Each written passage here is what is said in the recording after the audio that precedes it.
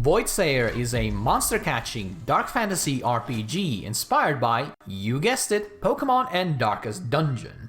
The premise is that the world has been overrun by all manner of horrors. As one of the last few people alive, your job is to head out into the wasteland, capture some of the alien entities, and utilize their powers to defeat the rest of their kind. And if you fail, humanity is almost certainly doomed. So you know, no pressure.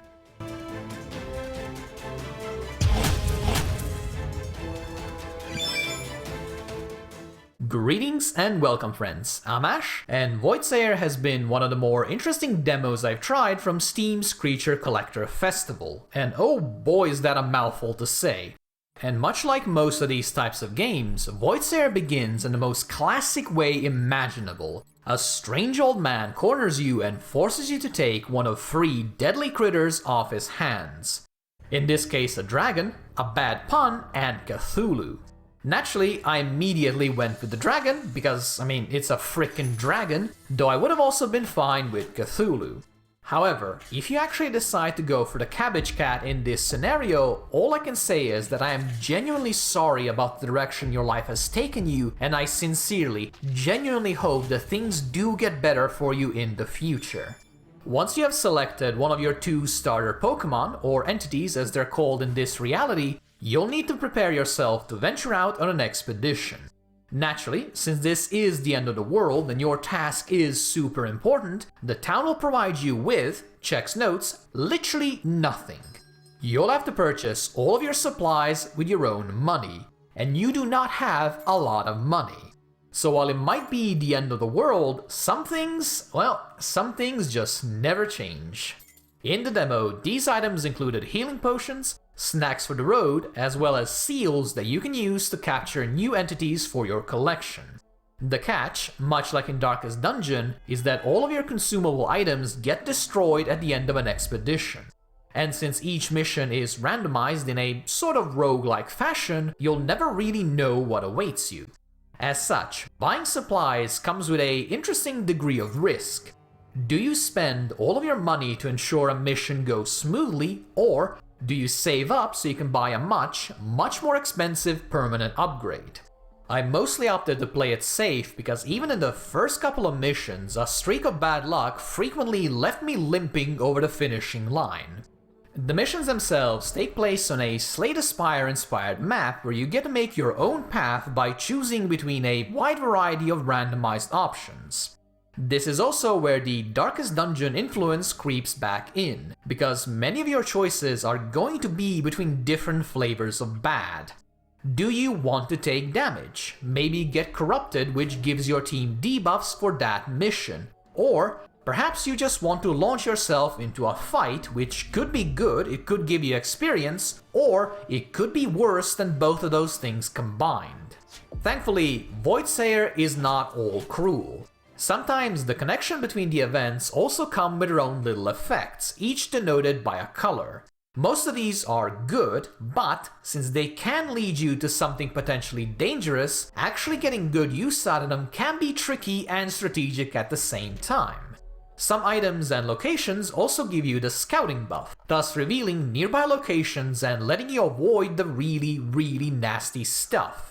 And most importantly, the more the game slaps you around, the more your luck stat will build up, essentially guaranteeing you don't just get crushed under the weight of bad dice rolls. In my experience, it is a pretty neat system, and one that I can definitely see giving Voidsayer quite a lot of replay value. But there is one problem, and that is that it can be overwhelming at times. Despite doing 3 playthroughs of the demo and exploring each of the available missions multiple times, I still found myself forgetting what certain colors and debuffs actually meant.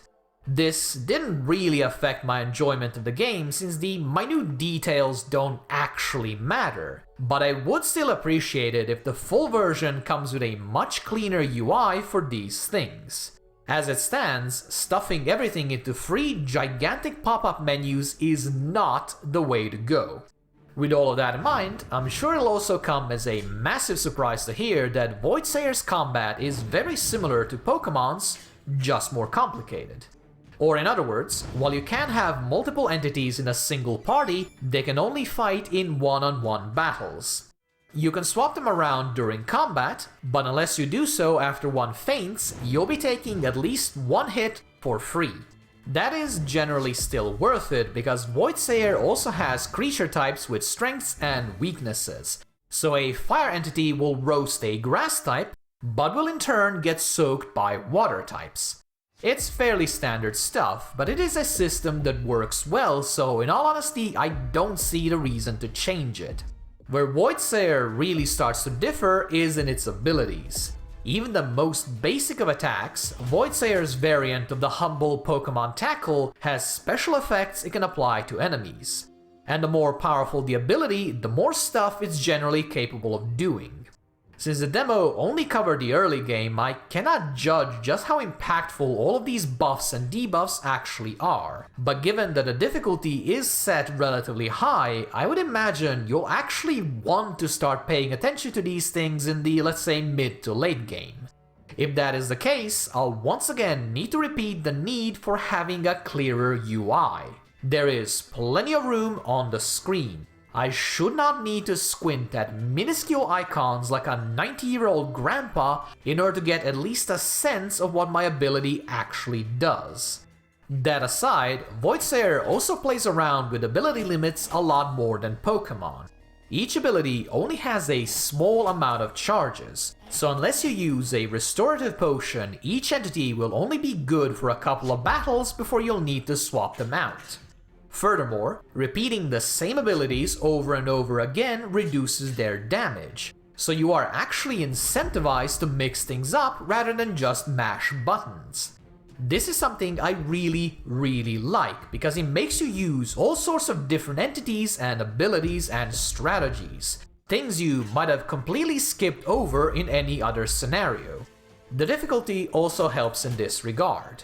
Between limited ability counts, random events, and monster encounters, it is damn near impossible to rely on a single over-leveled entity to carry you through every single fight, which is exactly what I did in Pokémon back when I was younger.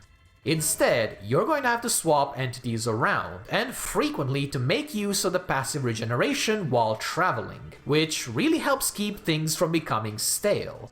So as long as the balance of the full version remains tight, I can definitely see Voidsayer being a lot of fun to just really sink my teeth into. Voidsayer features the usual monster lineup like fire slugs, cool dogs, and angry birds, but also some more out there creations like ghouls, surprisingly detailed spiders, and even the most ungodly creature of them all, a mime. And much like Pokémon, the vast majority of these entities have evolutions. Though sadly, this whole system was not present in the demo, so I cannot say much more about it.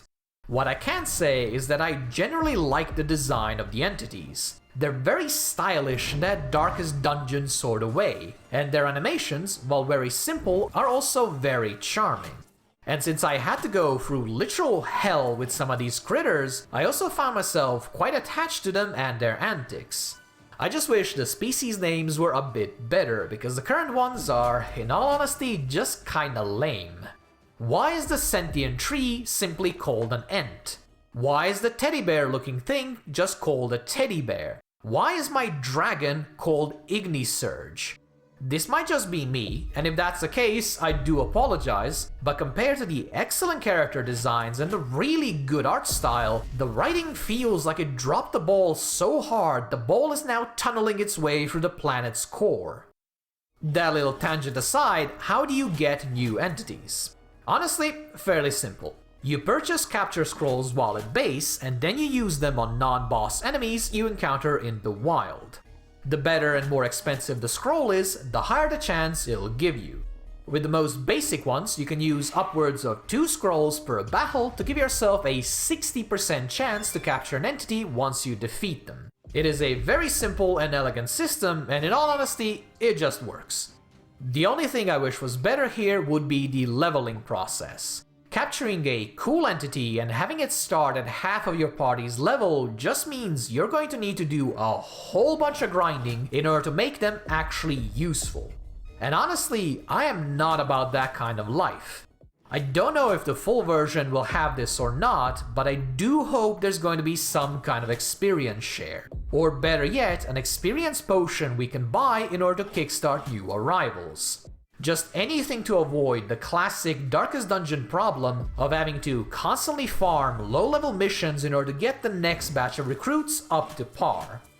And since I'm already talking about Darkest Dungeon, this is also a good time to mention that Voidsayer lets you slowly build up your city in order to unlock a variety of small bonuses. Stuff like extra healing when coming back from missions, a chance to gain more loot from chests, a free healing item at the start of each expedition, and the list goes on. Personally, I am a sucker for games that come with tiny little bits of base building, so I found all of this to be a welcome addition. Nothing so complex that it would detract from the actual monster catching gameplay, but engaging enough that I was always looking forward to getting the next building upgraded. The same goes for the various equipable items you can find, craft, or buy.